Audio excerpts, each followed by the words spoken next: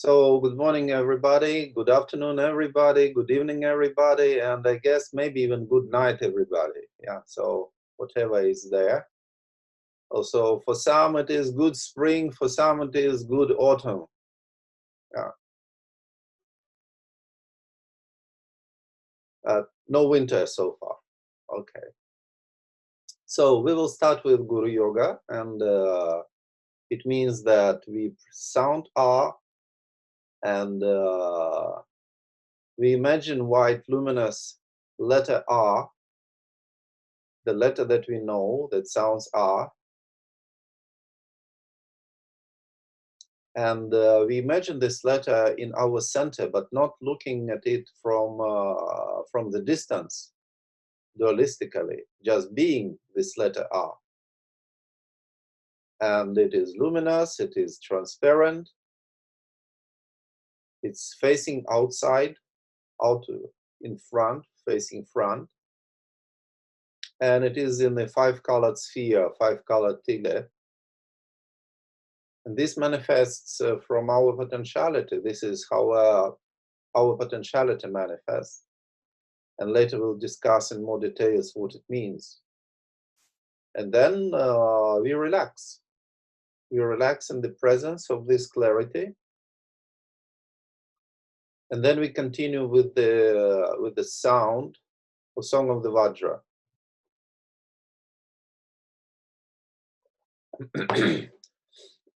I'm not the best singer, but we do our best. Yeah. Okay.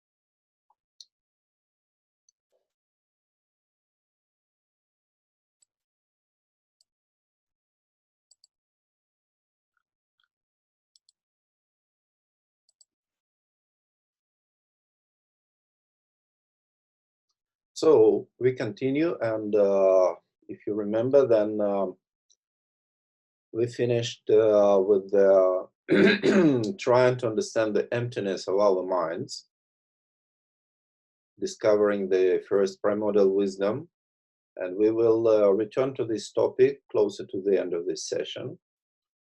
But now I would like to talk about what it means to have capacities. Like we say that Dzogchen teaching is the teaching for supreme capacities. And of course, if we become followers of Dzogchen teaching, it doesn't mean that automatically we have the supreme capacities. That would be nice, no? That would be really nice. You declare oneself to be a follower of something, and then immediately you have capacity because of that. Who knows? Maybe there are some teachings that work this way. Why not? But unfortunately, in Dzogchen, it doesn't work. And I said already that in this sense, Dzogchen teaching is not politically correct. We say that there are people who cannot understand, unable to understand. No? But even we have capacities, we need to know how they work. And if you don't have capacities, sometimes it's for this lifetime. But sometimes we can develop capacities. And what are the capacities? And usually, traditionally, in the teaching, they say like 5 capacities. Of course, we can say there are many more than 5. And this division of 5 capacities is related very much to Abhidharma phenomenology, to explaining how mind works and what kind of mental process occur in the mind. But here we talk about capacities.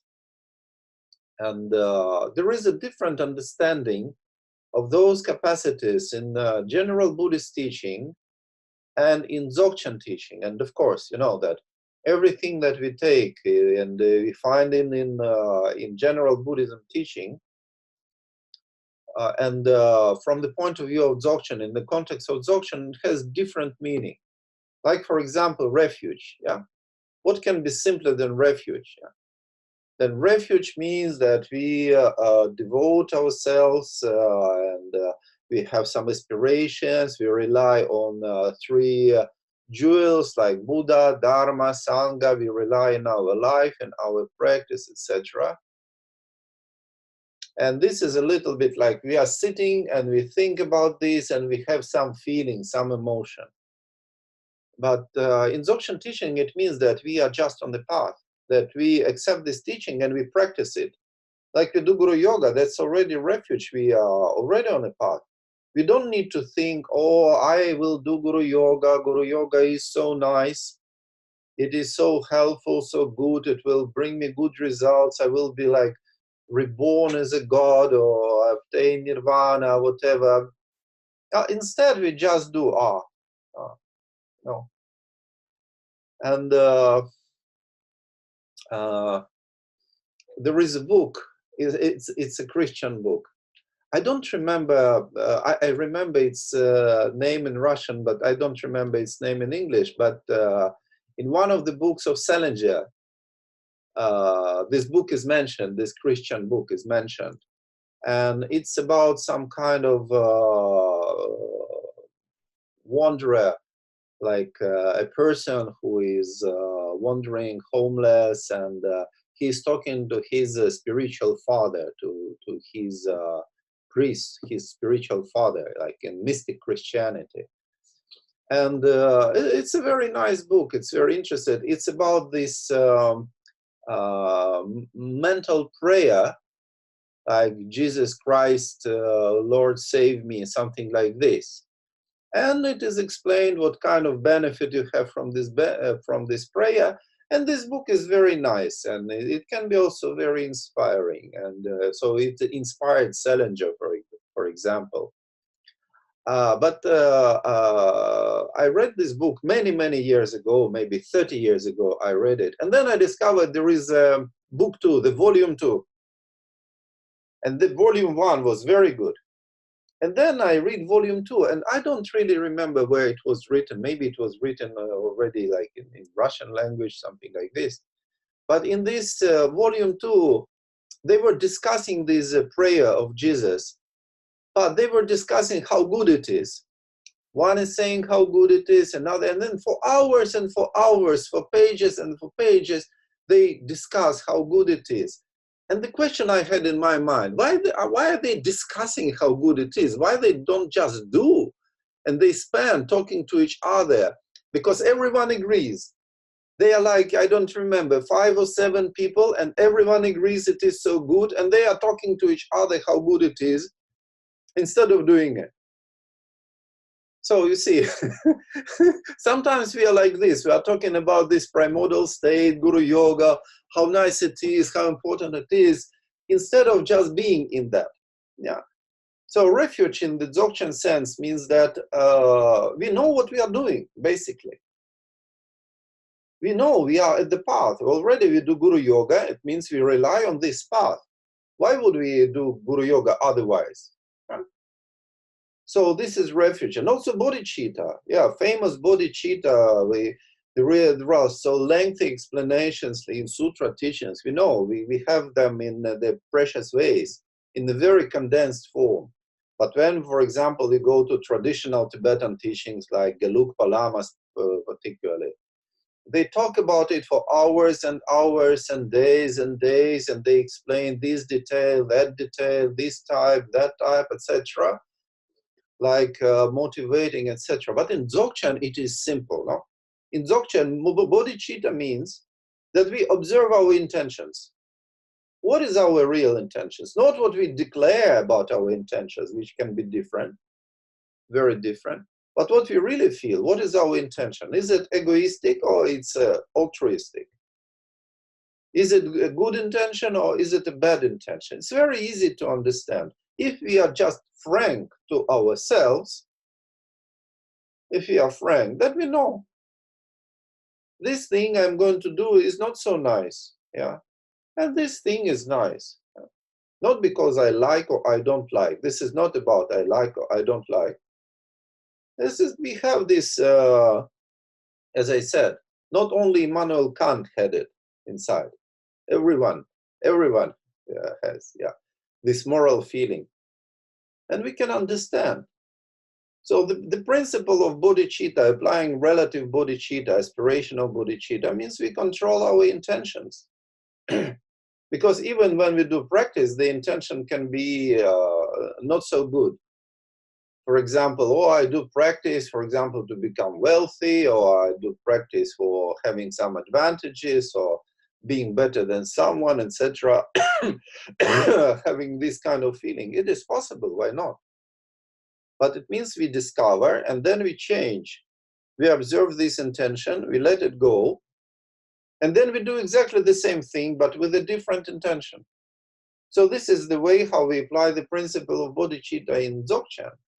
Yeah, it's always like this. So these 5 capacities, famous 5 capacities, what are they? And this is, first is, Chogyal Namkha Norvo is always saying interest. Official, officially in Buddhism, it is called faith. Yeah, it is called faith. And then we have diligence or effort. Sometimes it's translated as effort or energy. And then we have presence or mindfulness, the 3rd capacity. And then and in Sanskrit, it is like Shraddha, the first one, and the second one is Virya, and the third one is Smriti, which also means remembering, like this famous practice of Satipatthana. Yeah, Satipatthana, Sati is in Pali, Smriti is in Sanskrit. So it's Smrityupasthana, 4 applications of mindfulness, of presence. So this is number 3. And the 4th is samadhi, which has many meanings, and we will discuss it later. And the last one, the 5th one, is prajna, or discriminative wisdom. So the first one, interest or faith. In general Buddhist teaching, it is like a religious faith. So we believe in something. For example, we believe in reincarnation. So for Buddhism, this is important, that we believe in reincarnation. We believe in reincarnation, and then we plan, we always plan our life. So we not just plan our life, but we plan also our afterlife, the next life. There are people who are paranoid about planning, and they plan many years in advance. In some countries, it's a part of a culture. Yeah. Like in some countries, you discuss going for a retreat to some country, and you say, well, the situation is not clear. Maybe I will tell like 2 or 3 months before I tell if I can come to give a retreat or not. I'll say, no, it's not possible. If it's like 2 months in advance, it's too early. Everything is already planned, the weekend retreat. It's too early. We are planning for 1 year. For 1 year, it's okay, but otherwise 2 months is a short notice, Yeah. So something like this. They're just going from one city to another city, have a weekend retreat, impossible, because everything should be planned. So for these people, the idea of planning the next life must be very appealing, Yeah, you plan next life, you're clever, and everything is organized. So it means that we believe and we prepare. We prepare for the next life. We prepare for the death. We prepare for everything. And we follow some schema. Like, there are Buddhas and Bodhisattvas, and there are different worlds, etc.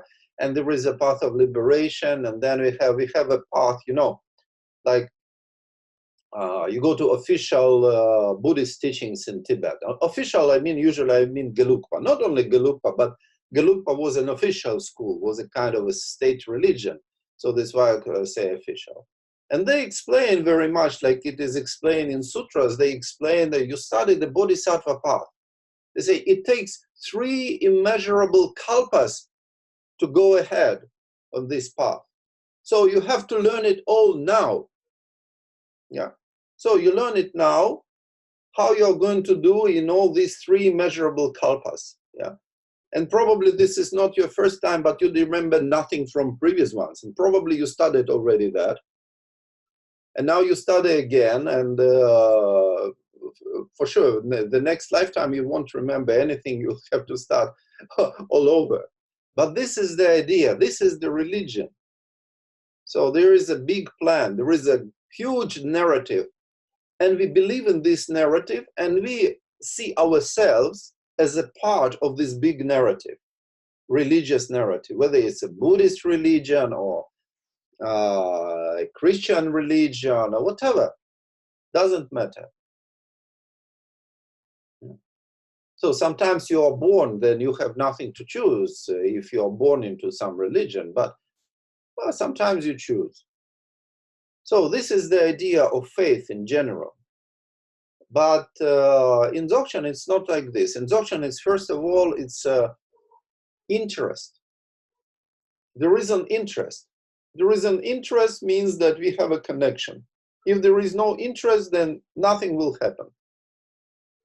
It means if there is no interest, that we will not go to the retreat, we will not receive a teaching, and we will not apply a practice. Maybe we have good capacities for practice, but we will never discover that because we have no interest.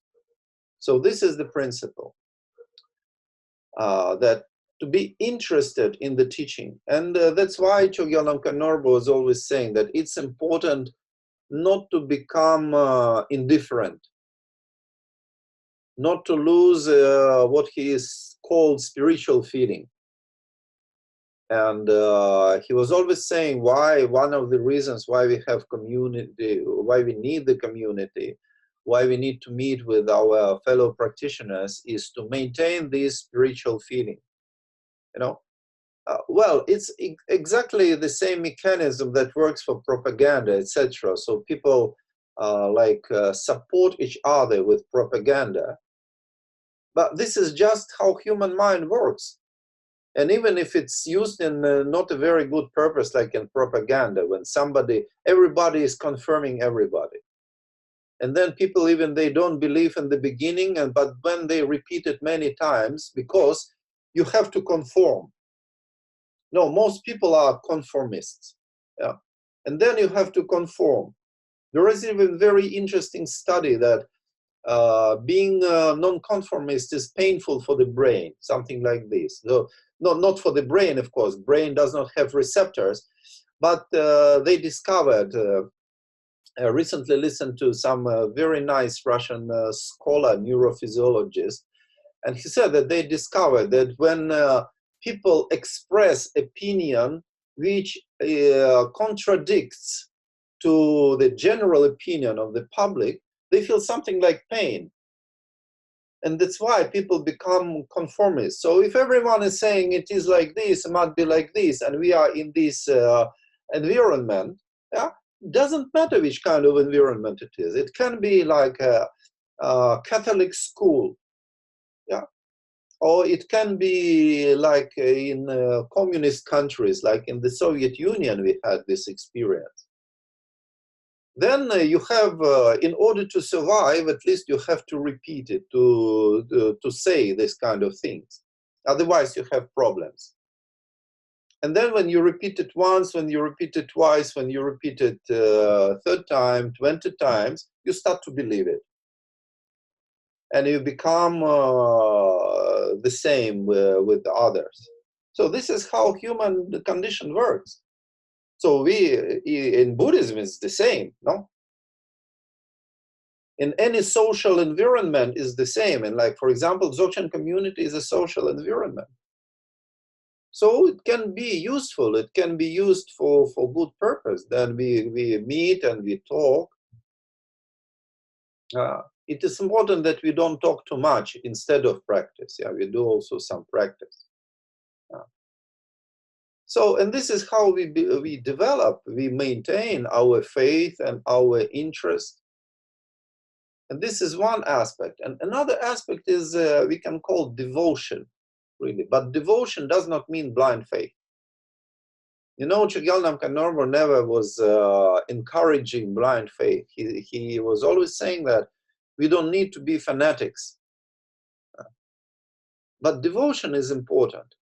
And maybe you know that, like, it's written in precious ways. Also, it's mentioned that in Mahayana in general, there are two approaches. One is based on devotion, and another is based more on intellectual capacities, more logic, reasoning.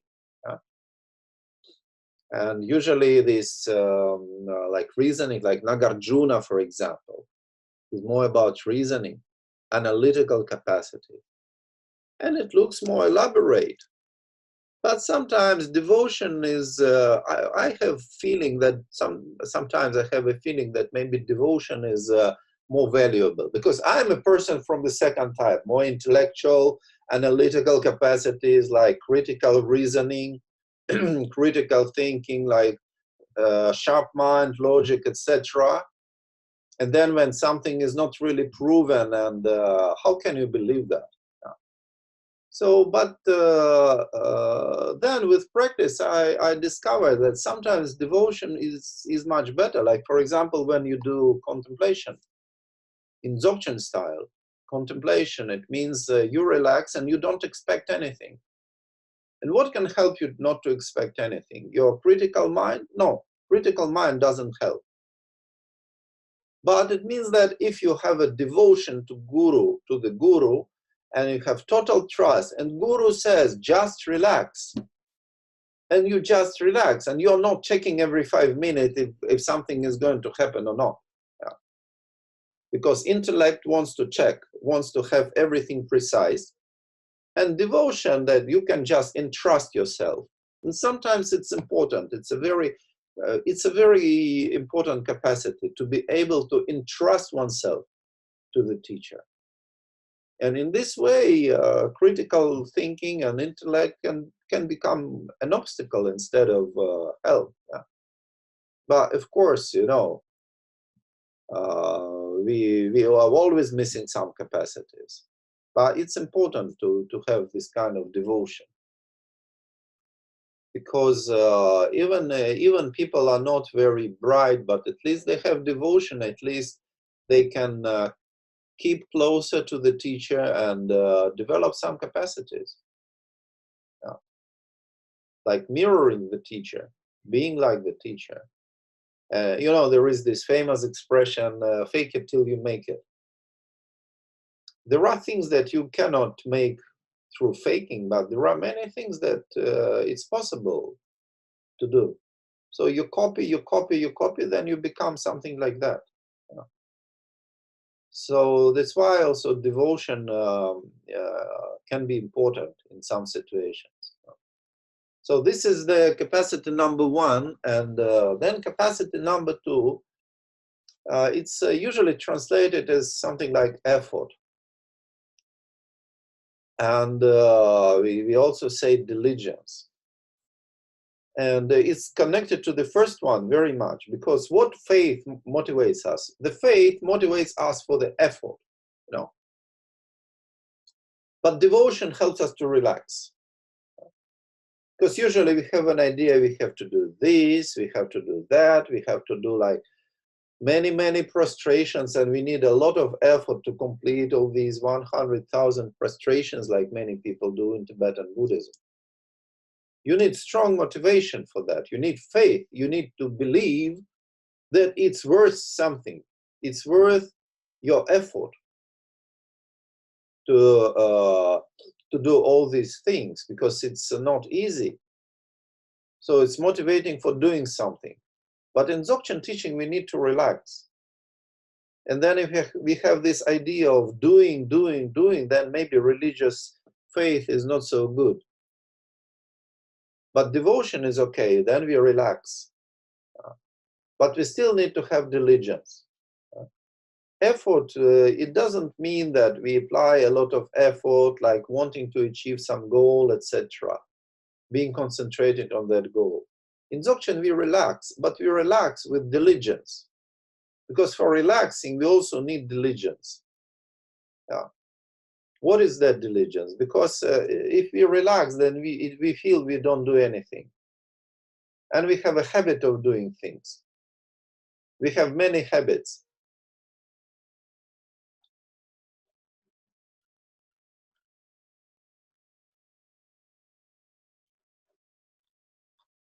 You know, they say there are interruptions with somebody's talk, but no one is talking because I turned off all microphones. Nobody has microphone on.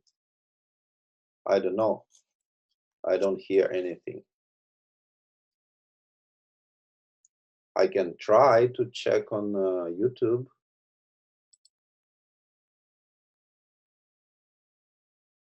You know, they say there are interruptions with somebody's talk, but no one. No. So YouTube is with delay. There is nothing. So I don't know. Okay. So we continue.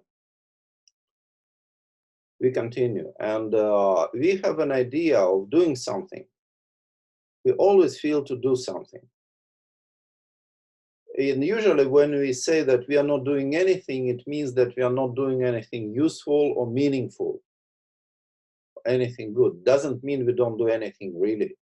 Like some of our friend is calling us and asking us, what are you doing? And say, I'm not doing anything. But that's not true. No? That's really not true, because I'm already talking, I'm already doing something, I'm answering. Yeah. I answered phone. It's a lot of work, no? And then I'm answering, I'm talking, doing something with a purpose. It's not that I'm saying that blah, blah, blah, blah, blah, blah, blah, blah, blah. No, I'm saying hello. I'm not doing anything. What did you want me to do? Yeah, it means that we have some purposeful activity. No, it's not really not doing anything. It's a lot of work, and we apply effort for that, and we don't notice usually. We do so many different things because of our habit. So then if you don't do anything, then also we can get nervous. Why we get nervous? Because we don't do anything. If you don't do anything, we don't expect any result. No. Because from the beginning, from the childhood, we are taught we need to do something in order to get some result. Like we need to work, for example. Or even if you don't work and you prefer to steal, but stealing is also a lot of work to do. You need to be very clever. You need to apply some complicated plan, like that guy Madoff, for example, who fooled half of the elite of the United States with his pyramid, etc. You must be very clever, no? And if you read, for example, this Chinese treaty, Zhuangzi, there is a very good explanations about positive qualities of a thief. Yeah. So there are explanation, I don't know, 8 or 10 qualities. And it says like a thief must be intelligent. He must be very patient. He must be very brave also. And then if he has some friends, he must be just, like dividing what they got, etc. So it's very interesting, yeah. It gives a very different perspective. So even you steal something, you still have to do. You still have to do some work, yeah, to apply some effort. Yeah. So people who create their pyramids, financial pyramids, they work day and night, day and night. It's unbelievable how much they work, day and night. The difference between their work and our work is that they don't produce any values. Yeah. But if you check what government is doing, then we also discover they mostly do not produce, they hardly produce any values, yeah, many governments, yeah, at least some ministries, etc. But it is like we apply actions. So we still apply many actions. And diligence means that we don't get lazy, that we don't become like Milarepa. You know the story of Milarepa. That Milarepa, usually we have idea of Milarepa, that Milarepa was not lazy at all, no?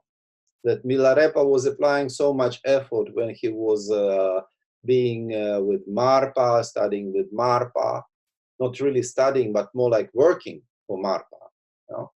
And then when we was on a mountain, how much effort he applied, how many practices he did, etc., etc. Yeah? So we cannot say Milarepa was lazy. But that was like later Milarepa, Milarepa 1.1, version 1.1. But the original version of Milarepa was very different. The original version of Milarepa was he came first to a Dzogchen teacher. I never can remember his name. I read it many times, but some Tibetan names just fall out of my memory. I cannot remember, but it doesn't matter. He went to some Dzogchen teacher, and Dzogchen teacher explained to him, so you just discover your real condition, and if you maintain it till the morning, then you get realized. You don't need to concentrate, you don't meditate, you don't observe, you don't try, etc., etc. And Milarepa thought, oh, how nice. It's a nice teaching, I like it. And he went to sleep, you know. This was the idea, his idea. Like, and of course, the next morning, this teacher just said to Milarepa, you are not good for that teaching, so you go to Marpa. Yeah. So, and then we had different Milarepa story. So that story was very short. Yeah. Dzogchen story of Milarepa. But then later, of course, when he realized Mahamudra, which is essentially not different from Dzogchen, then of course it all things were put together. But usually when we feel this idea that we don't have to do anything, we don't try, we don't concentrate, we don't meditate, we don't observe, we don't try to remember, etc., then we have a feeling we don't do anything and we fall asleep. So basically, diligence means that even though we don't do anything, but we still don't fall asleep. And when we notice we are falling asleep or getting distracted from that, so it means our practice is interrupted. You know, this idea of interruption. Usually we call demons, yeah, we say sometimes, oh, like, actually Rinpoche never said demon. I don't remember him saying demons. He was always saying devils. Like idea of these maras, these devils. But in Tibetan, mara or devil is dud, and the same word means interruption. So there is an interruption for our practice. What can be an interruption of our practice? A distraction. When we lose presence, can be an interruption for our practice. When we get distracted with some activity or with some thoughts or with some external things, this is an interruption. But more difficult interruption is when we lose consciousness. And for example, it happens every day with us when we fall asleep. And this is an interruption. Yeah. Or we just fall into some unclear state of indefinite state, etc. Even when we do meditation, we can have it. There are explanations, for example, like there is explanation by Mipam, who is explaining this is like instructions for village yogi, and where he's saying that like when you sit and you meditate and you are in an indefinite state, but this is not Dharmakaya. So, but if you just remain in this indefinite state, it means we just continue like this without any good result. It's an interruption. We do meditation, we bring about some state with kind of fruit of meditation, but when we remain in this fruit, it brings us nowhere. It becomes an interruption. In terms of Dzogchen, it becomes an interruption. Even though this is a state without distractions, without thoughts, etc. And then Mipam is explaining how to understand the difference between this state of alaya and Dharmakaya. Oh, we have this situation. Then, of course, we have the situation of the death. Yeah. So diligence means that we work with developing capacity of not interrupting our practice. It's also related to the third one. But we need to apply some effort. We need to put some energy. Like, for example, sometimes we are sitting in meditation and then we sit, and we relax and we feel good. And then we can notice we are falling asleep. And it is so nice. Yeah. Such a nice feeling. And when you start to fight falling asleep, it's so terrible, no? You know, when you fight falling asleep, it is so painful. This struggle is really terrible. It means like you prefer to die instead of like fighting. Like when you wake up in the morning, you know, and you have to go to work and you want to sleep, yeah, and you fight your sleep, and then you prefer maybe I better die, you know.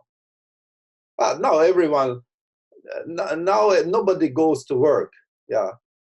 So at least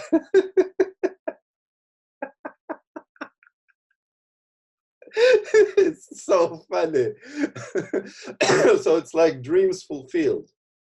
There are some other aspects, but at least this, you can sleep as much as you want, no? And instead of I sleep, and then you sit till 3 o'clock in the night in the internet or something like this.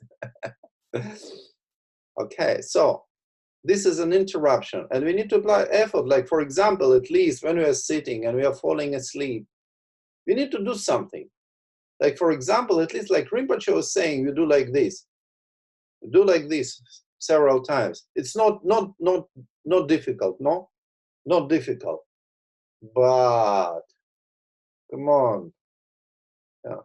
Yeah, I see that everyone is sleepy or what. No. Yeah.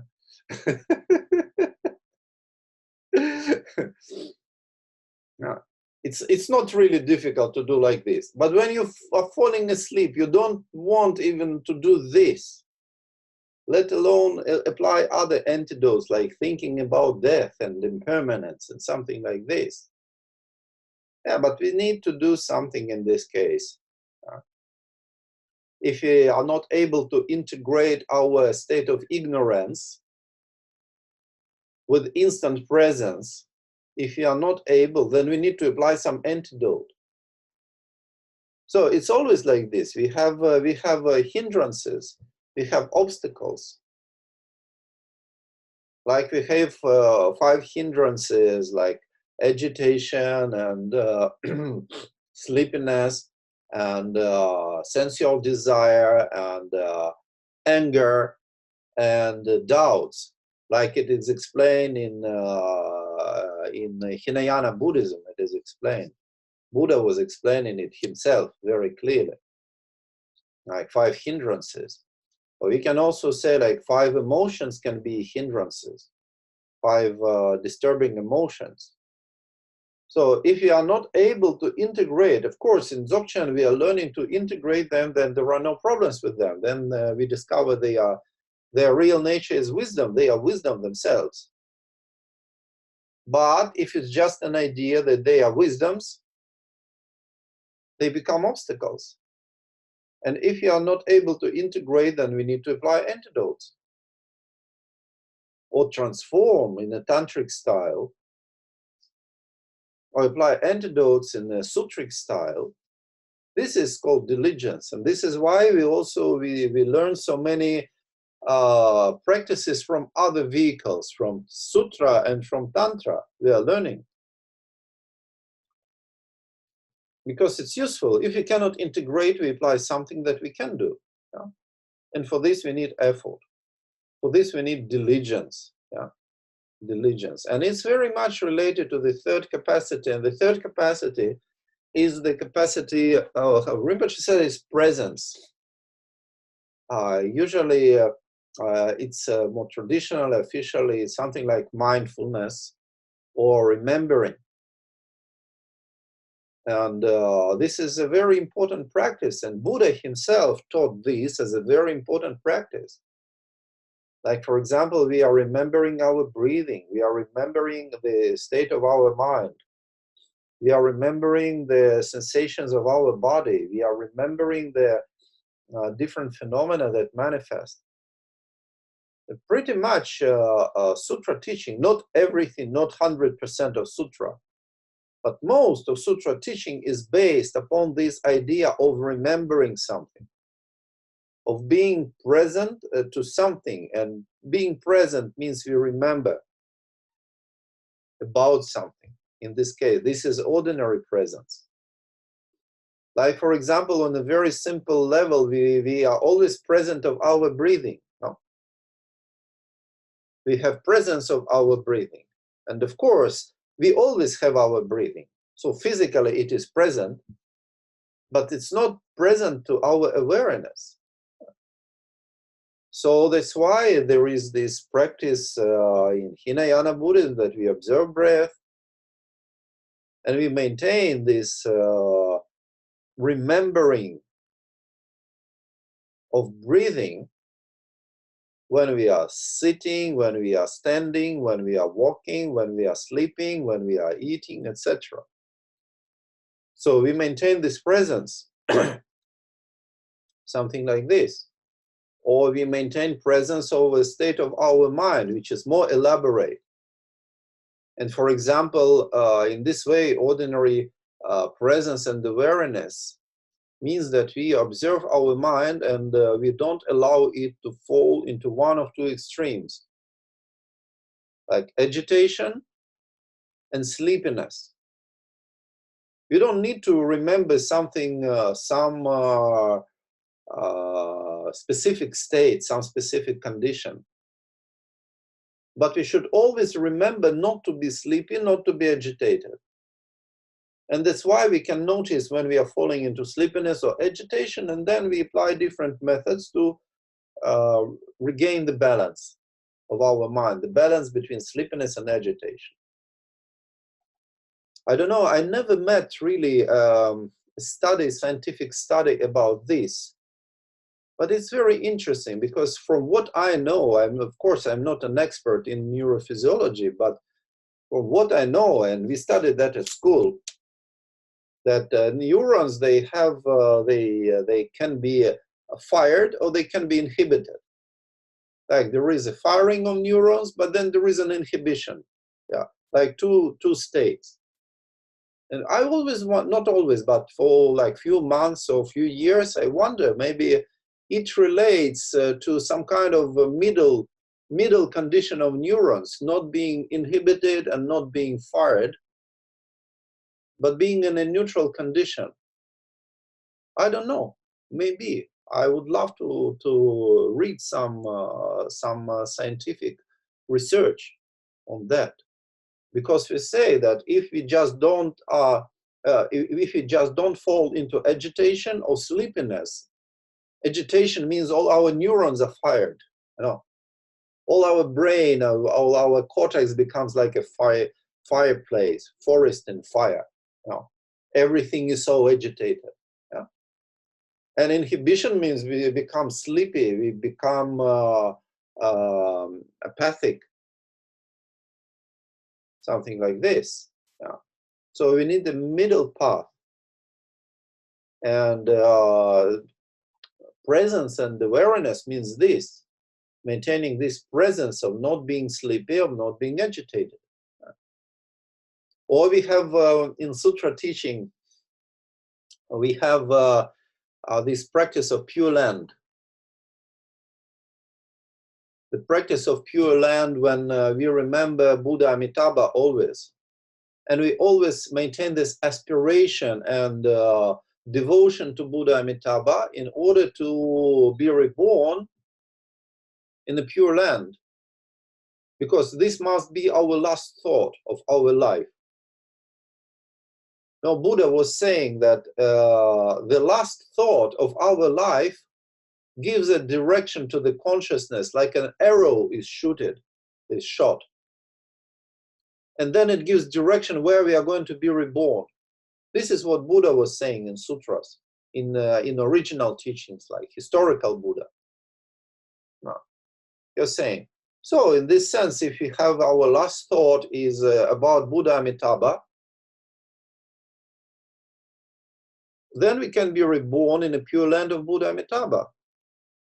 Of course, if our last thought is like we did not complete the level in some video game, for example, yeah, or something else can be our last thought, then probably we won't be reborn in Buddha Amitabha's pure land, no?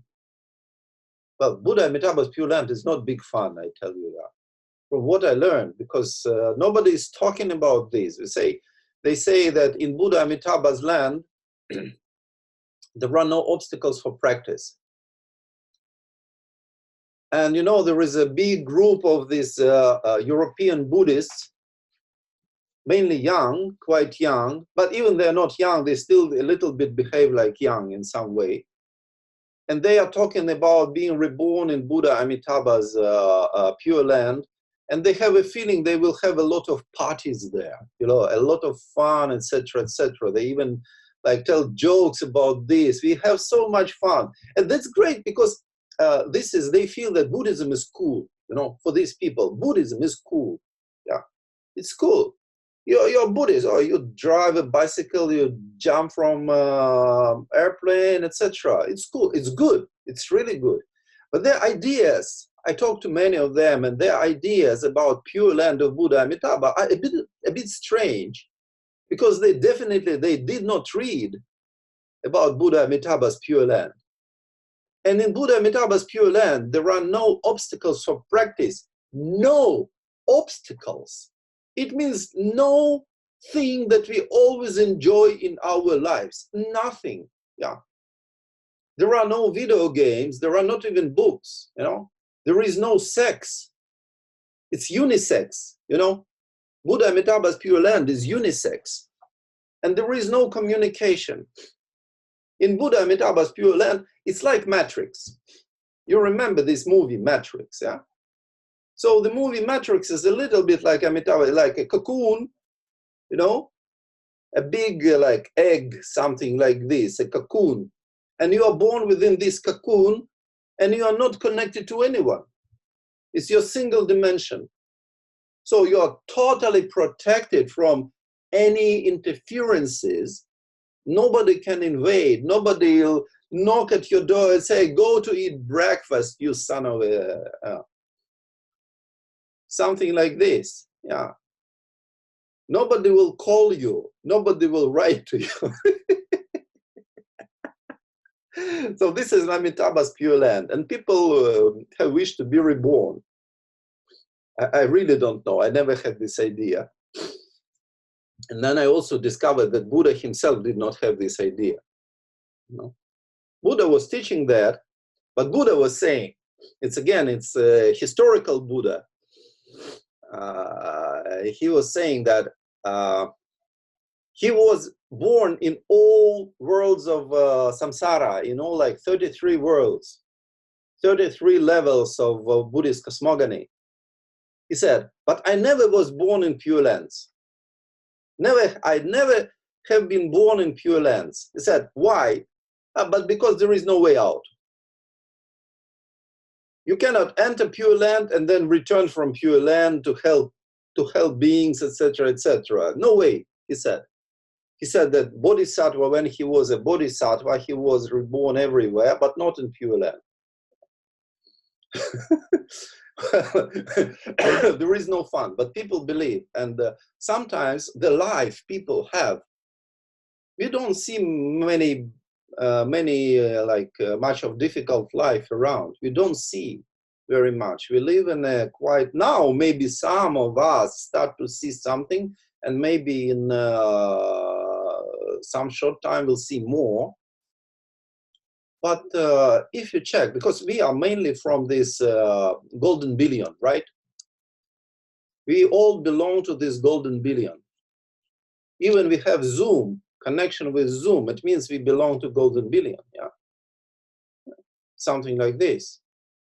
And the people who don't belong to this golden billion, their life is so terrible that they would really prefer to be born in a matrix, in a cocoon. Yeah. And you can imagine, the life, like it was spread in China in 1,500 years ago, 1,000 years ago in Japan. If you even see movies about that time, it is terrible. It's always war, war, war. People are killing each other. Then there is a plague, and there is a famine, and floods, and all disasters are coming. And then you can only hope and rely on Buddha Amitabha to be reborn. Then even to be born in a solitary confinement of quarantine, would be considered a happy solution, good solution for that.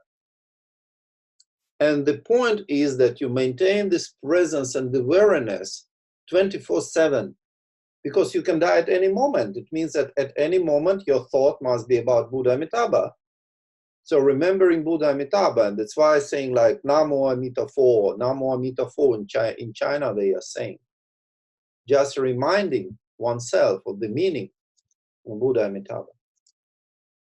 Like in Zen already they go beyond this idea of ordinary presence a little bit, but still it's based on remembering, but they have a special remembering.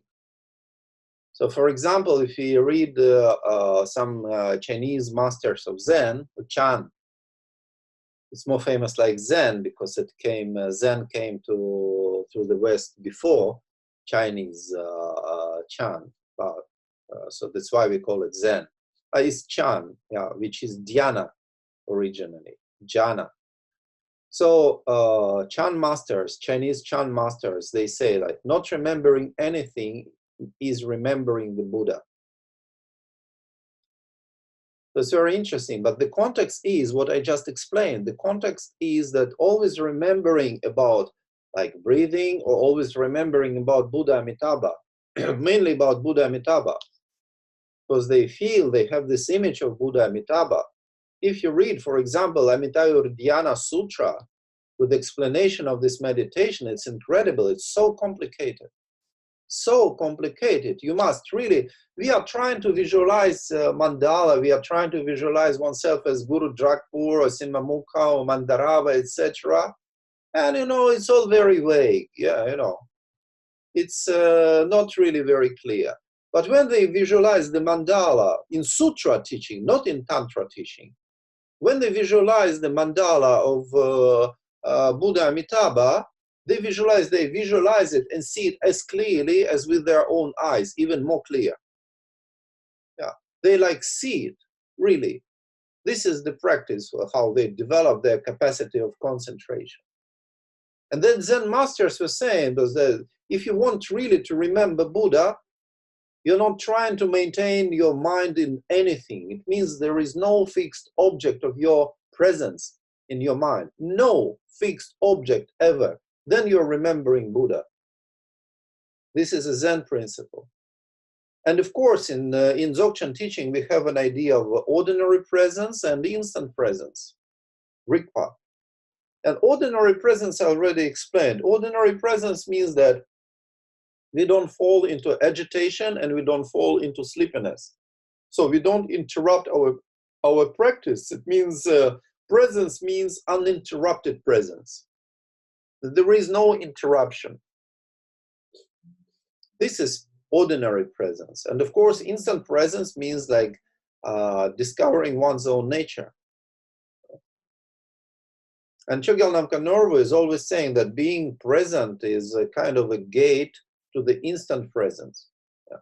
We are just present, and we are present, for example, to what we are doing. Yeah.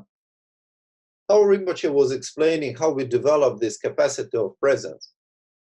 It's very simple. It's really very simple. It's basically, it's dividing big thing into many small steps.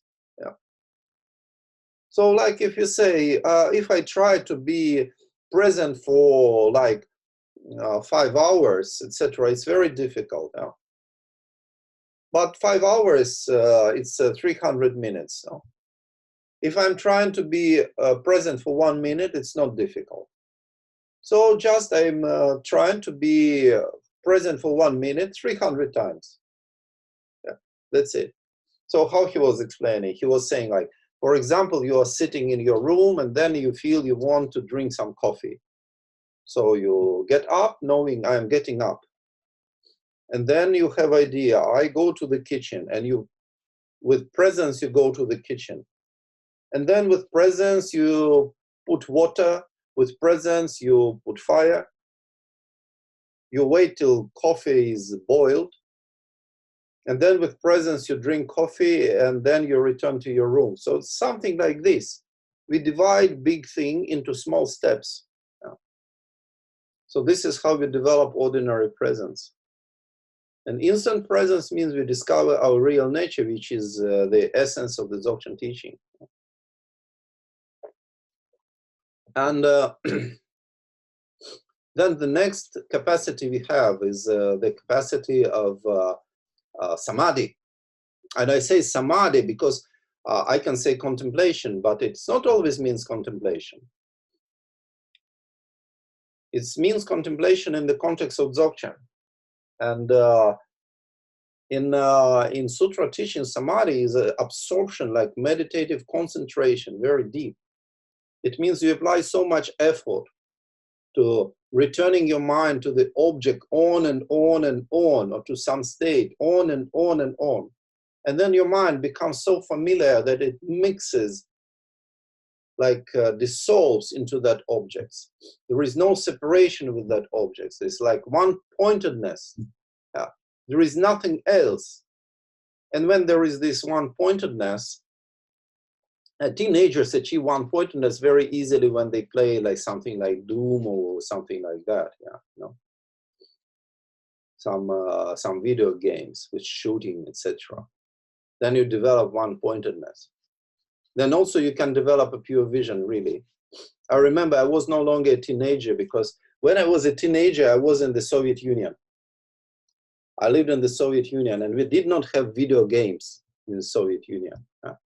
But then slowly they start entering, and when I had video games, I was already like 22 or 23. I was already Buddhist, but you know, something was missing in my education, like video games. So I had, I even didn't have it. I could not afford buying that. But I was borrowing from friends. I was borrowing from friends this 8-bit. I don't remember which was the name of that. And there were some games. And then I was playing. And then, for example, I could borrow for the night. There was no internet. That's why people were sleeping in the night that time. Not like that. So I was borrowing for the night. I was borrowing, and I was playing like all night. I was playing something like this, some shooting or whatever. And then you play for all night. You play for like 6 or 7 or 8 hours. You play it, and then you go outside to the street, and you feel you are still in the game. You have very strong feeling that you are still in the game and you want to shoot. Yeah, or if you, I noticed this, how I noticed it. I was going, and then there was this garbage collector, this garbage bin on the street.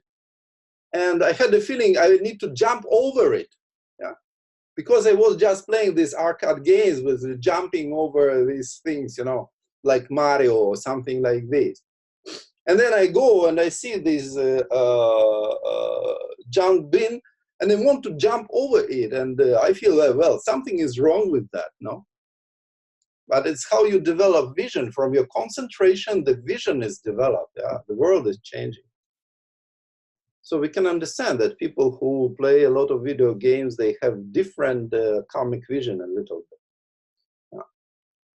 So concentration, it means like absorption, being totally absorbed into what we are doing. And then it becomes effortless. Yeah. After a lot of effort, it becomes effortless. It becomes natural. Like, for example, when we are chatting with friends, we can chat for hours and hours. It's a lot of work, and really, but we don't feel tired, no? we chat for hours. If we want to discuss something meaningful, that we discuss it for 5 minutes and that's it. Yeah. Then it becomes like if you go for examination, like many people did Santi Mahasanga examination, base level. And then they come for the examination. I know these people like to talk very much, but then they cannot say anything. So, but in Dzogchen teaching, contemplation means something very different. No?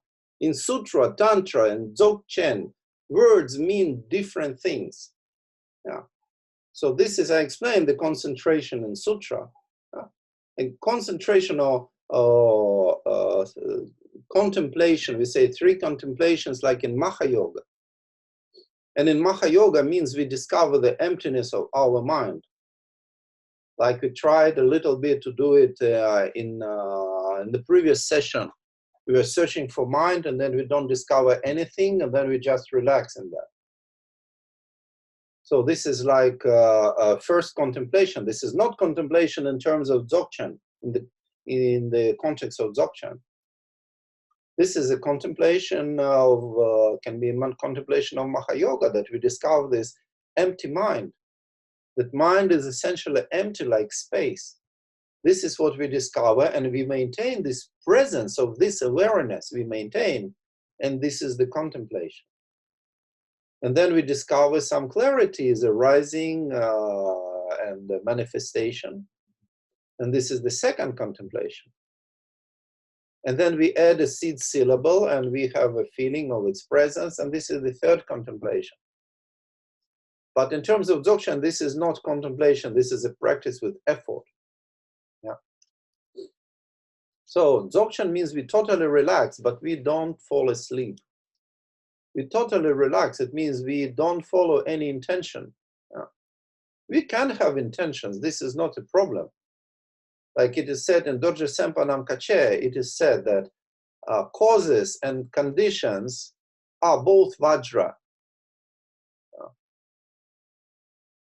In the translation that we have in the Dzogchen community, I think it is said like primary causes and secondary causes are all Vajra. But this is Hetu Pratyaya, this is causes and conditions. Chogyal Namkha Norbo is usually saying secondary cause and primary cause and secondary cause. But it's the same. But what is the primary cause? Primary cause is our intention. So if we have intention, if we are Dzogchen practitioners, even having intentions is not a problem because we recognize this intention as a manifestation of our primordial potentiality of Vajra. We recognize, and then there is no problem with that. And also conditions we recognize the same way. But in general, we have intention to do some action and achieve some goal, and we are conditioned by this intention. So Dzogchen means that we go beyond being conditioned. We go beyond being conditioned by any intention, any action. This is the meaning that we have in Dzogchen, and then it's not just we relax. It's possible to relax and be in this state of non-duality or clarity and calm state. We can be in this state, but without recognition of our real nature. It's already kind of contemplation, but not really Dzogchen contemplation. And in Dzogchen contemplation, we discover emptiness and also we discover manifestation. This is Dzogchen contemplation. When we are not applying effort, and when we can integrate everything, then it is called total contemplation or universal contemplation. Tingzin Koryuk Chenmo, in Tibetan language it is called. Tingzin is a samadhi, contemplation. Koryuk Chenmo is a kind of the whole universe, the whole world, everything included. Yeah. So this is the capacity. And at least we need to develop this capacity to relax and not following our intentions, not following our habits, habitual patterns. Because we have so many habitual patterns, and then we sit, and then we have a thought, oh, for how long still I have to sit like that? And this is a kind of interruption. I feel, oh, maybe I should do something, because if I don't do this, is not good. But we need this capacity to relax. In Dzogchen teaching, this is very important to be able to let go of our tensions. Because relaxing means letting go of our attentions, that we have so many. And we discover those tensions and we let go of them. Yeah. It means we don't maintain those tensions. You know, there is no action of letting go. We just stop applying them, stop following them, stop maintaining them. There is in Zen teaching, in Chan teaching, there is a famous question: who can hang a ribbon with a small bell around the tiger? No, who can take off the tiny bell with the ribbon? Who can untie the ribbon with the bell from the tiger's neck? You know, big tiger, real tiger. And he has this ribbon around the neck with a small, tiny bell, you know? And who can untie it? Yeah. And the answer is the one who tied. Yeah. So it means that we discover, we have attention. Like, for example, we are clenching our fists, we can discover. But who is clenching? Who can unclench our fists? The one who clenched. No? So we discover how we clench and we stop doing this. This is how this tension is released. So this is the capacity to release our tensions, basically. And then the fifth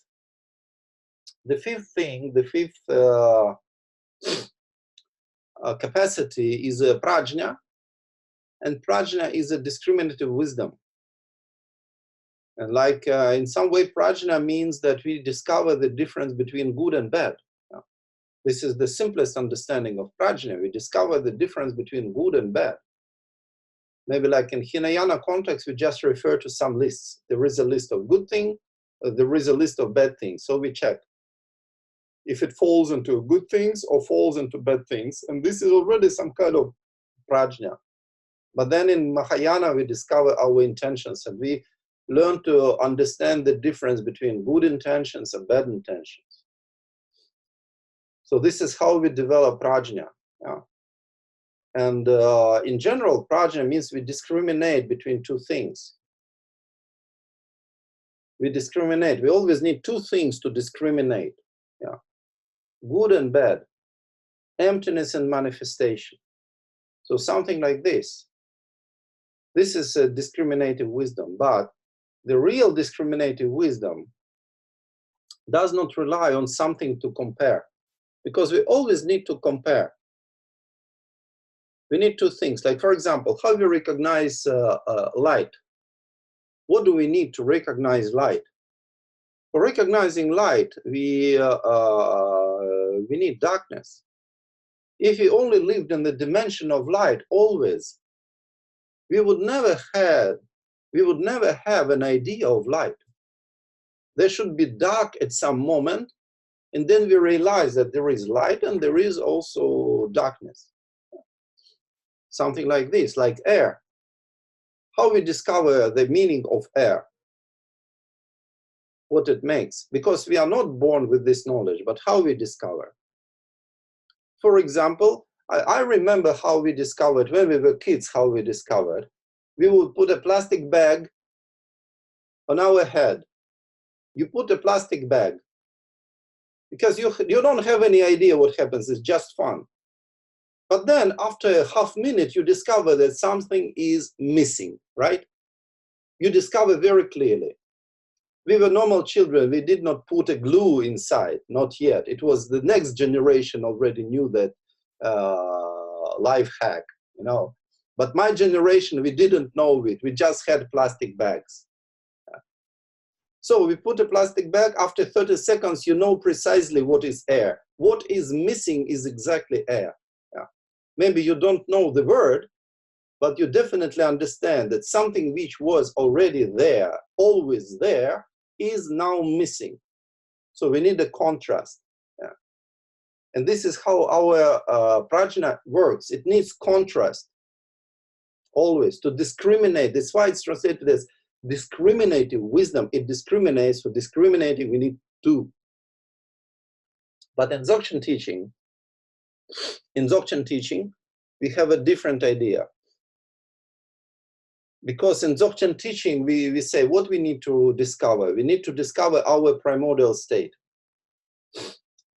But our primordial state is not air. We cannot interrupt it and say, now there is no primordial state. Before there was primordial state. Now there is again primordial state. No, there is no way. The problem with primordial state is that we have nothing to contrast with, because it never stops. It's always there, it never stops. That's why with ordinary prajna, it's impossible to recognize the primordial state with ordinary prajna. With the same prajna that we recognize the difference between good and bad, the difference between air and the absence of air, the difference between light and darkness. This is what we recognize with the ordinary prajna, ordinary discriminative wisdom. Like dharma and adharma, non-dharma. We discriminate, we understand with ordinary wisdom. But primordial state, we cannot apply like this.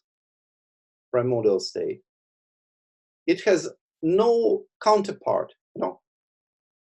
There is nothing to put opposite to it, because it's everywhere, it's all pervading. They say like Chalpa, all pervading, everywhere, omnipresent. Yeah, it's uninterrupted. It's a little bit like in this Apostle John. Yeah, God is light without any darkness. Yeah, because usually for light we need darkness, but this is an ordinary light. But God is a special light. It is a light that there is no darkness to oppose it. Yeah. So going beyond ordinary light and darkness, something like this. So also primordial state is like this. The primordial state is that there is nothing to compare with, because it's always there. There are no borders to it, because to compare, we need to put limits. Stop. Here it stops and starts something else. Yeah. But there are no limits for that. This is a special prajna of Dzogchen. And this special prajna of Dzogchen is special non-conceptual prajna, recognizing directly, not opposing primordial state or anything. No. So this is how we understand 5 capacities in general Buddhist teaching, and particularly in Dzogchen teaching, how we understand. Prajna is also just intellectual understanding, like understanding words, the meaning of words, being able to communicate is still intellectual prajna, ordinary prajna. But extraordinary prajna of Dzogchen, non-conceptual prajna of Dzogchen, does not rely on comparison, does not really discriminate from anything else. Because what we need to discover, it has no limits, it doesn't stop. It's omnipresent. Yeah. That's why there is no opposition to it, to be able to compare. And it cannot become an object of our minds. Yeah. Also in Sutra, we have this when we talk about emptiness, that emptiness or absolute truth, it's said, absolute truth cannot become an object of mind. But in Dzogchen, we elaborate this a little bit more. So these are 5 capacities. And then for discovering our primordial state, as we started already at the previous session, we say like we have 3 primordial wisdoms. And when we say primordial wisdom and we have discriminative wisdom, these are different words. Discriminative wisdom is prajna, or in Tibetan is sherab. And when we say primordial wisdom, it is yeshe, it's jnana. Yeah. These are different words, different terms. So we say 3 primordial wisdoms, like 3 aspects, inborn aspects of the primordial state, of our real state of bodhicitta. And the first is emptiness, that we try to search for mind, for thoughts, and we don't find anything. And how we can understand the second? The second is, we say clarity. And sometimes we say that essence is empty and nature is clear. But we can say nature is empty and essence is clear. There is no problem with that. Because what's the difference between essence and nature? These words are almost totally can be interchanged, you know. You put one thing or another, the meaning remains the same. Also in Kunjat Gyalpo, it is different from all other Dzogchen teachings. Or usually in Dzogchen teachings we say ngovo, we translate as essence. So ngovo is empty, essence is empty, and ranjing is nature, is clear. But in Kunjat Gyalpo it said ranjing is empty and ngovo is clear. Opposite, but the meaning does not change. It's important to know that, not getting attached to words too much. And then how can be glimpses of this clarity, what it is? It means that even though it's empty, something is manifesting. And another way is how to discover this. And we try it a little bit, we try. Not so much, we don't have much time left, but we don't need much time. So I explain, and then we will do after I explain. Rinpoche was giving this example many, many times. It's not related to some complicated visualization or whatever. So you look around and you just move your eyes from one side to another side. Just move. And then you can notice. Okay, you do, quickly.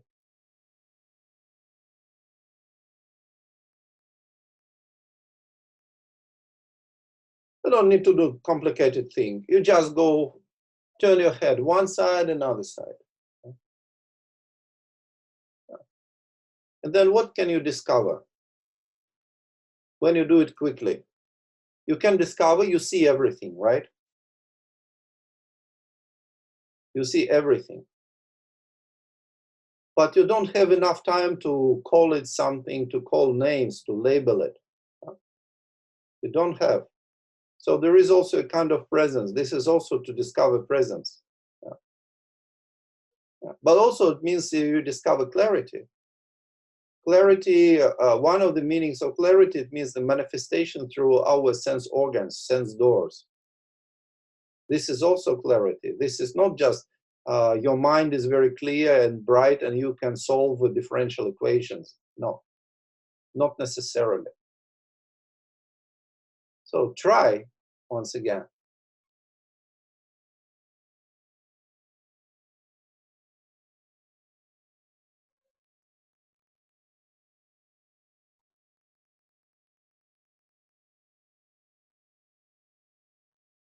Okay?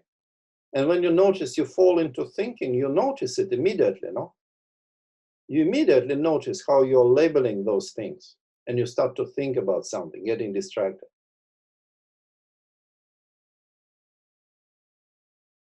So this is how is maintaining organs of senses. Maintaining organs of senses, in a natural way. But not organs, but clarity of organs of senses. Maintain natural way. So it relates to clarity and also in our mind. We do Guru Yoga and then this clarity manifests. Even though it's empty, it's not real, but the clarity is manifesting. There is something in this emptiness.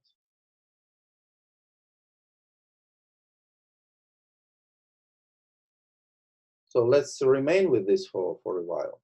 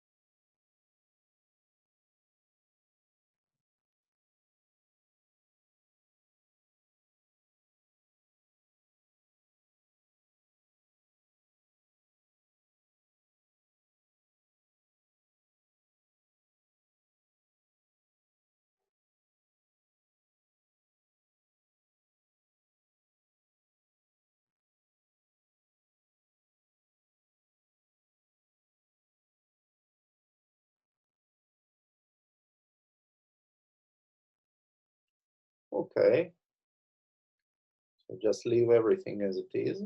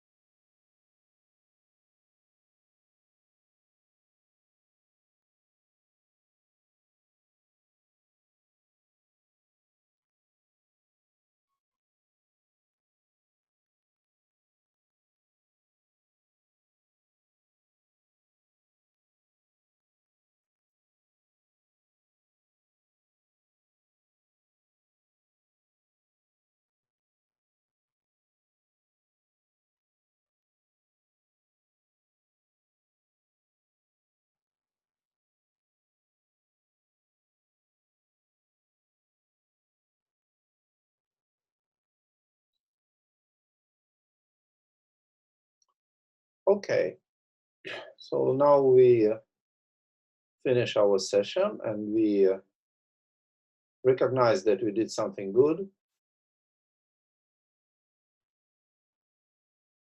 So it was not in vain, and we did not waste our time, but we were engaged into something useful with a good intention. And now we dedicate the results of this, what we accumulated, we mentally dedicate it for the benefit of liberation of ourselves and all beings.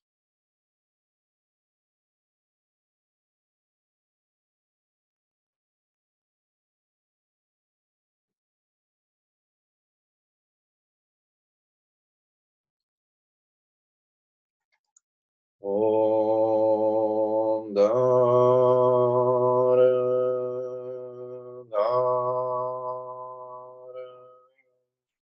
Dare Dare Swaha Jaya Jaya Siddhi Siddhi Phala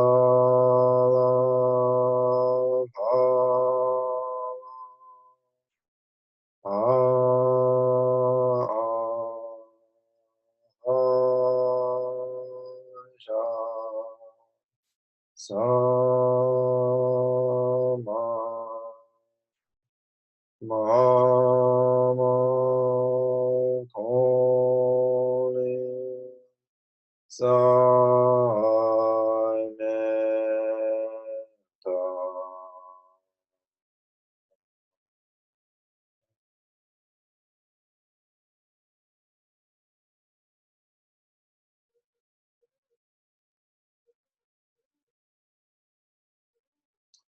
Okay, you know, the dedication of merits is very important, no? You know how I discovered that it is very important, dedication of merits. It means that, like in retreats, and particularly when you observe how webcasts, like we have a group webcast sometimes, yeah, and then you see how many people are lying down and they are listening, lying down on the floor or on the bed. They're listening, but then for dedicating merits, they get up. It means this is more important than listening to the teaching, because then you get up. You feel when you get up, it means you feel it is important. No, when it is you're listening, like Chogyal Lamka Norbo is teaching something, and you're lying in your bed. Okay, but so now we dedicate merits. It's more important. It's important, yeah, really. I never got up when I was lying, listening, lying. I never got up. I was dedicating always very still in horizontal position. Works the same. Okay, so have a good day, have a good evening, good night, and good morning, everybody. And I hope to see you next week. Bye bye. Have a good time. Just a second. Bye bye. Bye-bye. Bye.